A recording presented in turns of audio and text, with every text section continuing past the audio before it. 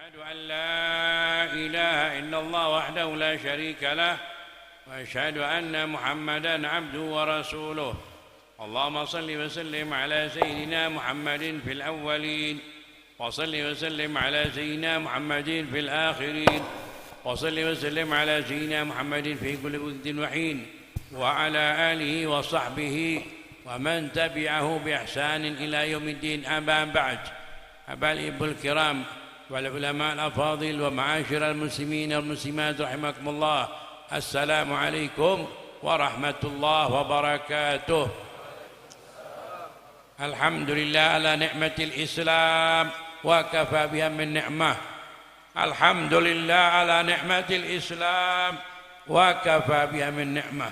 Segala puji bagi Allah atas karunia-Nya, atas nikmat-Nya yang diberikan kepada kita, yaitu kita dipilih menjadi hamba-Nya yang muslim. Itu bukan pilihan kita, itu bukan kehendak kita, tapi pilihan Rabbul Alamin, dan Allah ridha Islam menjadi agama kita. Itu merupakan karunia yang agung dan menunjukkan ada satu hal yang harus kita baik sangka kepada Allah. Ana inda dhanni abdi bi falyadhun bima syaa. Ya Allah, kami berbaik sangka di tempat ini dan semua saudara-saudara kami. Ketika Engkau menjadikan kami muslim, artinya Engkau sayang kepada kami, Engkau ridha kepada kami. Bukan berartinya kami akan dimasukkan ke neraka atau disiksa. Dengan Islam Engkau berikan kunci surga kepada kami. Ikhwani rahimakumullah, ketika kita sudah menjadi muslim, setelah kita menjadi muslim, pertama yang harus kita kenal adalah Rabbul Alamin. Harus mengenal Allah, harus mengenal Allah, dan kemudian merasakan adanya Allah, dapat melihat Allah, dapat mendengar Allah dengan cara yang Allah kehendaki, yang sudah dijelaskan di dalam Al-Quran, di dalam hadis. Bagaimana kita dapat melihat Allah, bagaimana kita dapat mendengar Allah dan seluruhnya, bahkan merasakan kehadiran Allah di dalam setiap gerakan kita. Wallahu ma'akum haitsu ma kuntum. Allah senantiasa akan terus bersama kalian dimanapun kalian berada, dengan kekuasaannya, dengan rahmatnya, dengan tadbirnya, dengan seluruhnya. Maka pertama harus kita mengenal Allah sebagai contoh agar kita paham apa arti mengenal Allah. Allah Subhanahu wa taala berfirman, "Inna fi khalqis samawati wal ardi wa ikhtilafil laili wan nahar la ayatin liulil albab." Untuk orang-orang yang punya hati nurani, pikiran, akal sehat, harus memperhatikan alam semesta, sering-sering melihat alam semesta. Jangan hanya melihat dunia kecil, langit kecil, aras kecil, ibarat di satu tempurung atau kapsul seluruhnya. Ketika Allah berfirman tentang kebesaran kebesaran alam semesta, harus kita melihat, sering-sering melihat bulan, melihat matahari, terjadinya satu gerhana bulan, gerhana matahari, agar jangan hidup di dunia, selalu hidup di alam semesta dan melihat yang mengatur bulan siapa, yang mengatur matahari siapa, yang mengatur turunnya hujan, panas siapa. Kita dapat mengenal Allah Subhanahu wa taala melalui sistem yang Allah perlihatkan kepada kita.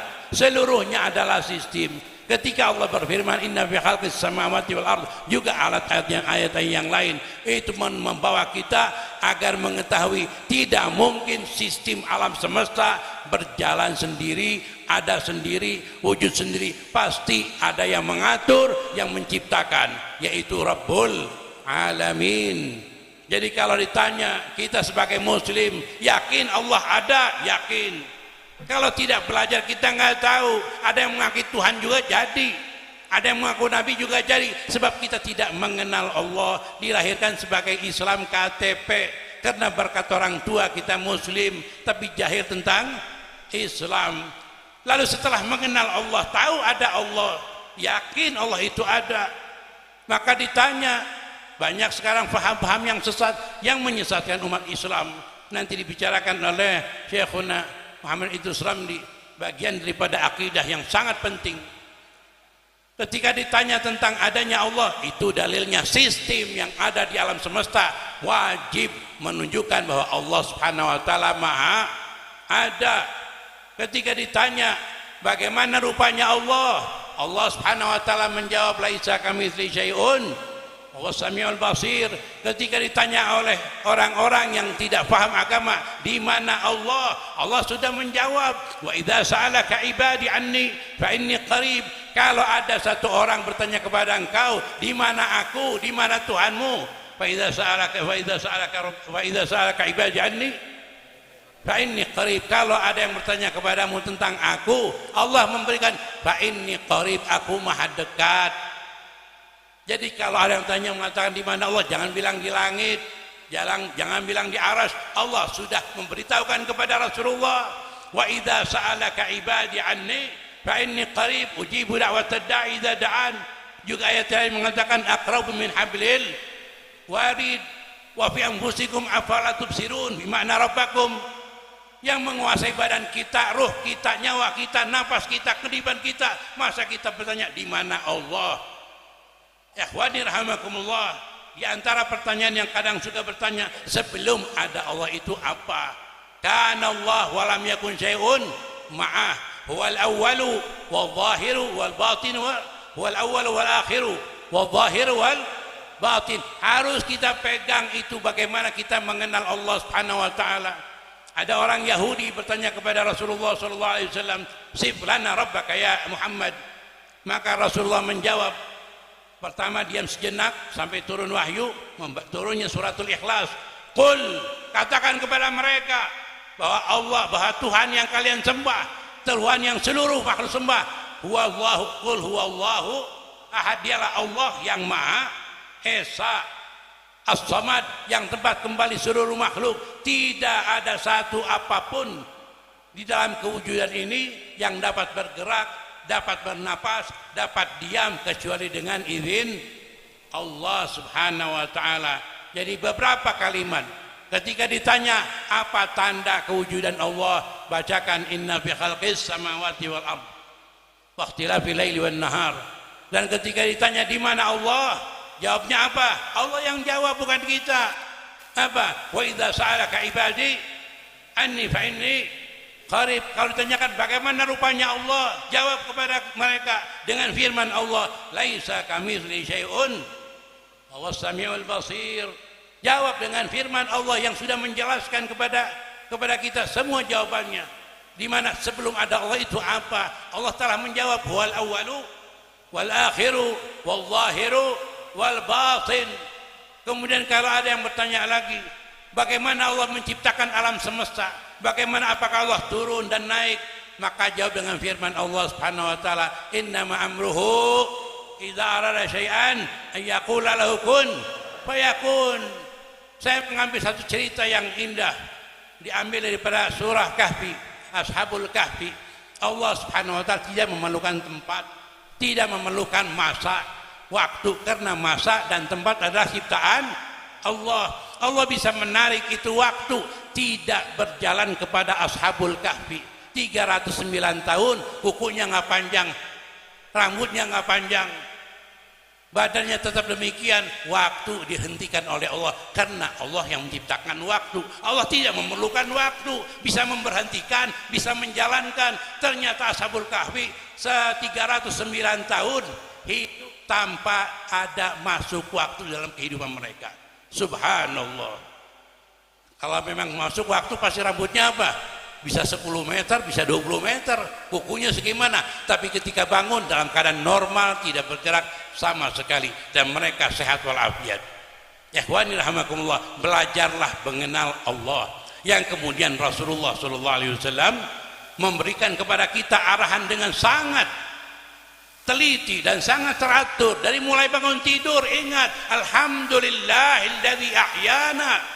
Waktu bangun tidur, ingat yang membangun kamu tidur bukan temanmu, bukan saudaramu, bukan bapakmu, tapi Rabbul Alamin yang membangunkan tidur. Makanya sambil mengusap alhamdulillah ahyana, bangun tidur dikenalkan yang membangunkan kamu Rabbul Alamin. Ingat itu. Kemudian ketika ingin masuk kamar mandi pun dengan membaca doa, keluar membaca doa, alhamdulillah alhamdulillah adhaba 'anil adza wa afani. Waktu buang air pun buang air kecil, subhanallah, yang diingat Allah Subhanahu wa taala. Mau masuk keluar rumah, keluar masuk, semuanya dengan doa kepada Allah, ditekankan, diterus diajarkan oleh Rasulullah sallallahu alaihi wasallam. Mau makan bismillah, setelah makan alhamdulillah, ingin makan apapun semua dihubungkan. Kena sedikit kepleset innalillah, hilang uang innalillah, mogok di jalan innalillah, lampu merah innalillah, semua dihubungkan kepada Allah. Harusnya kita mengenal Allah Subhanahu wa ta'ala, karena memang itu yang pertama kewajiban seorang hamba, mengenal Rabbul Alamin. Kalau sudah mengenal Allah, nggak mungkin berani menyakiti hamba Allah, sebab yang akan marah adalah Rabbul Alamin. Sebab Rasulullah menyatakan innallaha arham bi ibadihi min walidayhi. Allah itu maha sayang, lebih sayang, maha sayang kepada seorang hamba lebih daripada orang tuanya.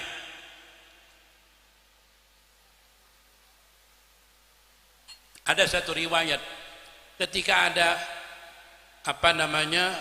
sabaya itu tawanan dibawakan kepada Nabi Muhammad SAW. Di antaranya ada seorang ibu-ibu. Kemudian ibu-ibu itu lari menghampiri anak kecil, bayi, lari dan meluk itu anak kecil, kemudian langsung menekap ke dadanya, artinya menyusui, dan tidak melihat, tidak takut kepada yang lainnya. Rasul menyatakan, apakah kalian melihat seorang wanita itu memasukkan anaknya itu ke neraka? Tentu ya Rasulullah tidak. Apakah kalian bisa mengira kalau ibu itu bisa memasukkan anaknya ke neraka? Tidak ya Rasulullah.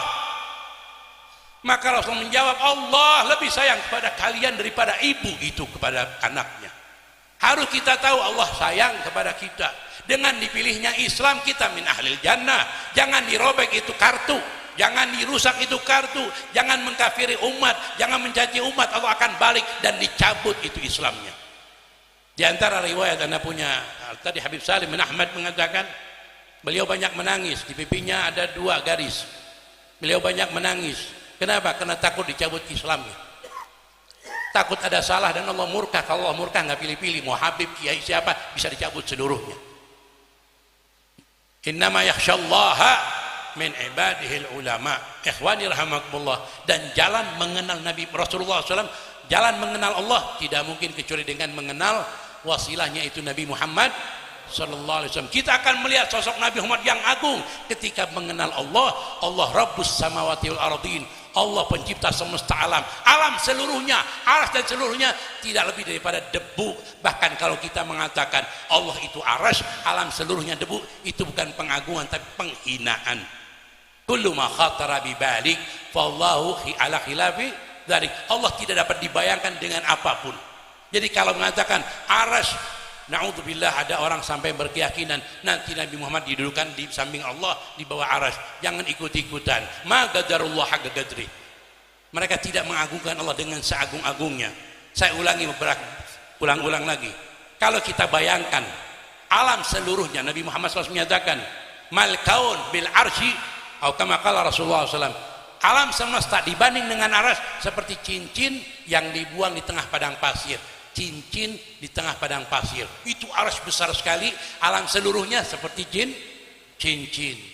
Kalau kita bayangkan, kalau aras itu adalah alam seluruhnya, ya aras adalah besar dan alam seluruhnya seperti cincin. Lalu bayangkan Allah dengan aras, nggak mungkin dibayangkan.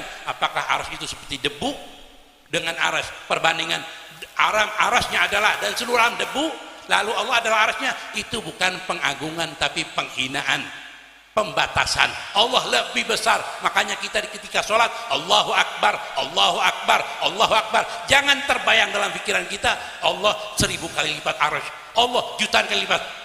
Jangan pernah membayangkan tentang makhluk dengan Khalik.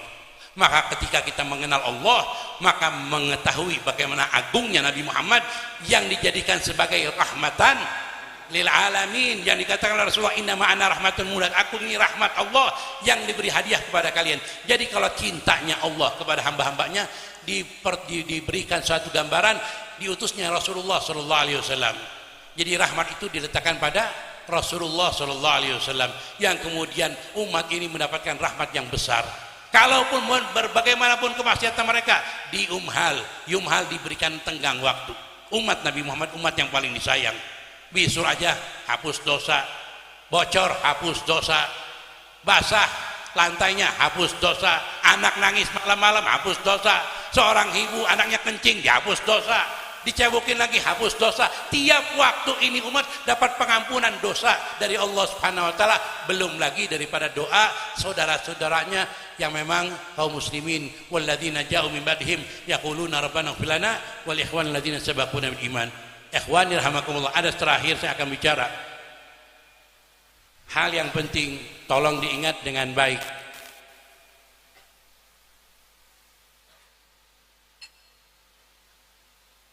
Demonstrasi di Eropa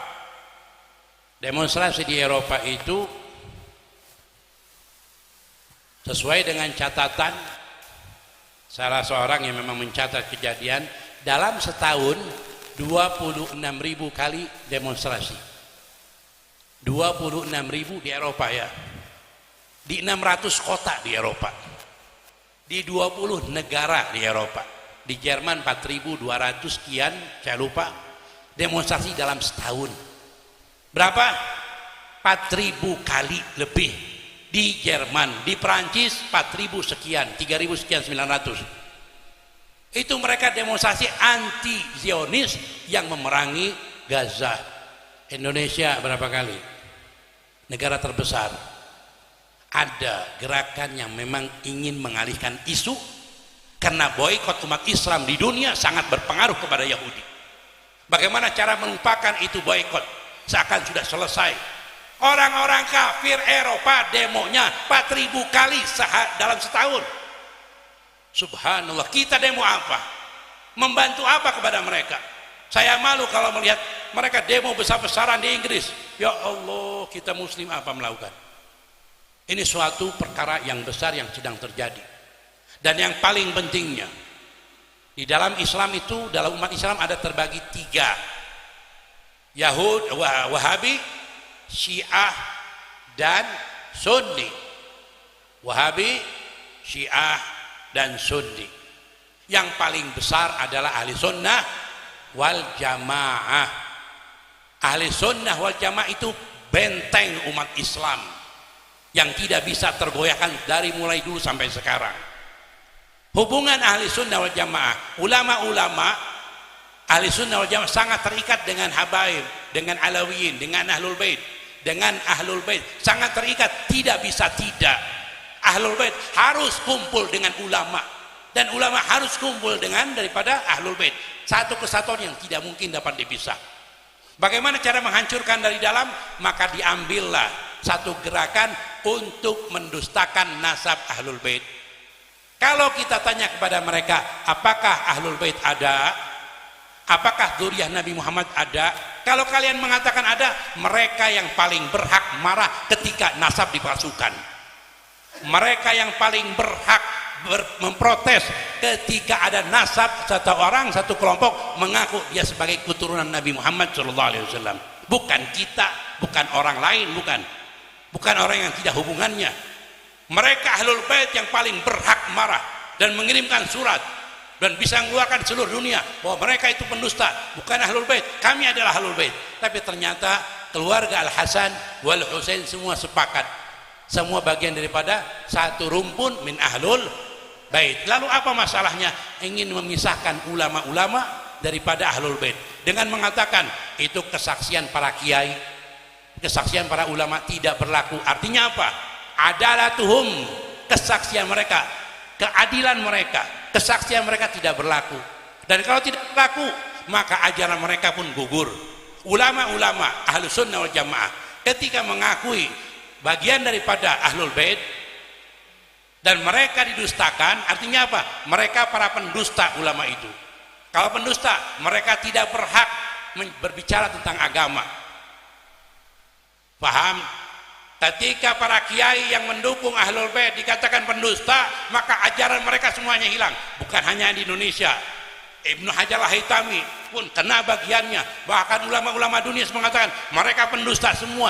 Artinya apa? Ingin menghilangkan kelompok terbesar di dunia, Ahli Sunnah Jamaah, yang tergabung daripada Asy'ariyah, Maturidiyah, Ahli Sunnah wal Jamaah. Ingat, Ahli Sunnah Jamaah tergabung daripada apa?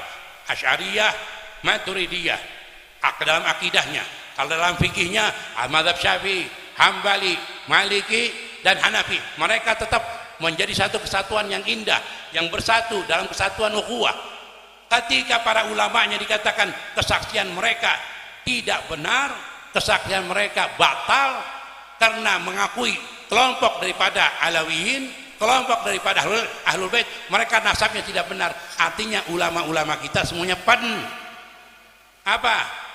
pendusta. Bukan hanya di Indonesia, bukan, seluruh ulama dunia yang menyatakan bahwa Ahlul Bait ada dan mereka adalah fulan bin fulan, mereka ditolak oleh orang yang tidak dikenal di dunia. Siapa orangnya? Ternyata di balik ini adalah pertama apa? Ingin menghancurkan Islam dari dalam, memecahkan kelompok yang terbesar yang terus memonopoli dari mulai awal sampai akhir. Yang paling diuntungkan siapa? Yahudi, Nasrani, Syiah, Wahabi, yang mereka semuanya selalu gencar menyerang Ahlus Sunnah, menyerang daripada Ahlul Bait. Saya ulangi sekali lagi bahwa di belakangnya adalah satu gerakan Yahudi, karena mereka marah bagaimana kerugian mereka triliunan ketika terjadi boikot. Bagaimana mereka marah sekali ketika ada boikot yang terus digembarkan, dan kita pun termakan. Kita tidak melakukan demo sebagaimana orang-orang Nasrani, orang-orang yang tidak beragama di berbagai belahan dunia. Mereka semuanya demo untuk Gaza dan kita tidak melakukan. Saya ulang lagi, 26.000 dalam setahun itu demo mereka, bukan muslimin. Di Inggris, di Prancis, di Jerman, di Itali, Spanyol, selalu mereka, Spanyol apalagi 3.000 kali demo dalam setahun. Berapa itu? Subhanallah. Ikhwani rahimakumullah, dalam 600 kota dan di dalam di 20 negara. Itu saya dapat catatannya dari saudara saya yang memang benar-benar membuat malu kita. Ikhwani rahimakumullah, semoga dengan kita hadir majlis-majlis, kita tambah cinta kepada umat Nabi Muhammad SAW, lebih cinta kepada hamba Allah Subhanahu Wa Taala. Dan saya pada kesempatan ini, Habib Hasan ada nggak? Jufri, ada Habib Hasan. Saya mengundang Habib Hasan Jufri yang mengumpulkan donatur untuk Gaza. Ya, jadi kalau ada yang mau siap membantu saudara kita di Gaza, walaupun 5.000, 10.000, 25.000, bantu agar kita ada peduli dengan umat Nabi Muhammad sallallahu alaihi wasallam. Akhirul kalam, wal afu minkum. Assalamualaikum warahmatullahi wabarakatuh.